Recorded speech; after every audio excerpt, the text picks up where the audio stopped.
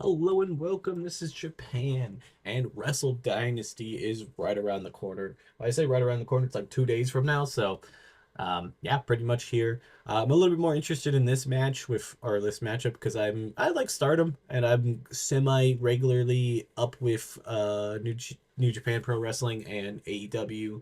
A little bit of Ring of Honor, a little bit of CMLL. So like, there's enough that I feel confident enough to be like, oh, I'm gonna like a lot of these matches and want to watch them. So I figured we'd do a prediction video here. Obviously, some of them are a little bit harder to do. Like the first one is a gauntlet match, which is just four New Japan wrestlers versus three or four CMLL wrestlers. No clue who's in this match, so I can't really touch that one. So I don't know how that's gonna work.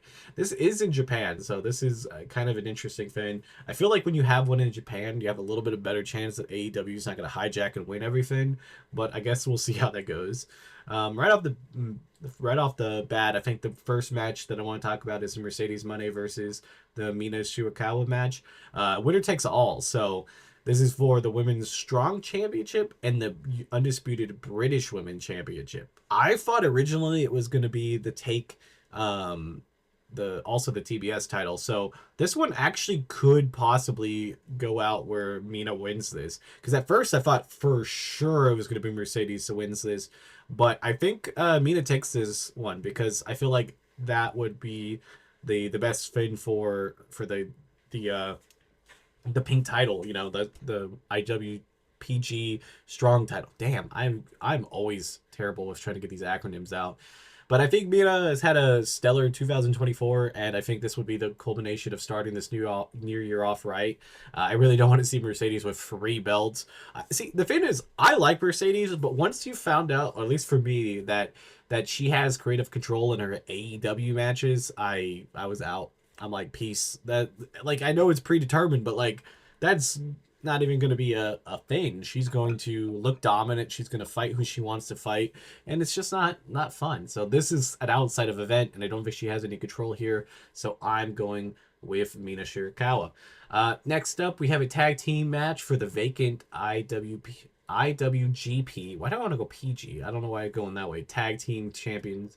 It's going to be Great O'Khan with somebody versus the Young Bucks. I think confidently, I feel like the Young Bucks will win this. I think they're out like on the outside of AEW, so I think this will set up a run that they will have over here in Japan again. So I think that would be the perfect start of it. They've won the tag team championships before. I'm pretty sure they've won these ones, so I think it would fit pretty well to get them because I mean they're vacant. I was gonna say retained, but it's vacant.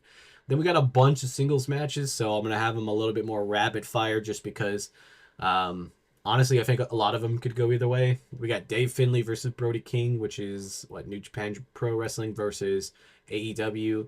I feel like it was kind of random to have Brody King over here, but I'm not against it. He's a pretty solid wrestler, the size and stuff. I think this match will be really good, but I think David Finlay wins here. Then we got Shota versus Claudio Castanova. This one I actually think is going to be Castanova wins this one. I think they're going to kind of swap, like having one AEW one New Japan Wrestling one, like kind of have a 50-50 thing. Then we got Kenny Omega versus Gabe King. Kid. What is it? King. Kib. Kid. Dang. I think Kenny Omega wins in his debut back. I think they're going to have him set up there. The only reason why I'd say he doesn't win is if somebody interferes to jump him, but I think you really need to give him that first win when he comes back. Then you got Yota versus Jack Perry. I do believe Yota wins. I feel like they're with Jack Perry, they don't know exactly what to do with. I could see him winning if they're going to keep him and the Young Bucks over here in New Japan. So, like, if that's the case, I could see it, but I do believe it's going to be the opposite. Then next up, we have our first, like, I don't know. It's weird match because it's the international champion or the open weight champion.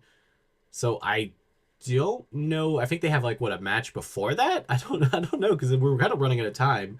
So it's Kankeshita or Shingo versus God, I always forget his name. He has like the guy with the big shoulders up to his neck. I'm gonna go with Teshka winning this, even though I'm not even sure if he's in this match 100%. But like he's had such a great year last year, and they're really pushing him to the moon. So I don't see how he doesn't get this as being a signature win for 2025. Then you got Zack Saber Jr. versus Ricochet. Another singles match, doesn't have much stake in it. Kind of added to the card last minute. I do believe Zack Saber Jr. wins here, and I think this match will be the sneakily good or like top of the match that we'll see, because obviously the people in here are extremely talented, so it wouldn't be surprising.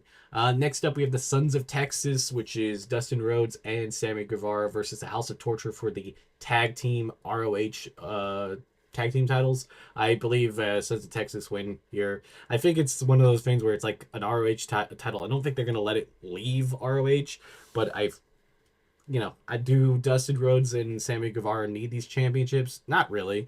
I do like that they put a team together randomly in ROH that, at least they get some work and they get some screen time, because I think they're okay.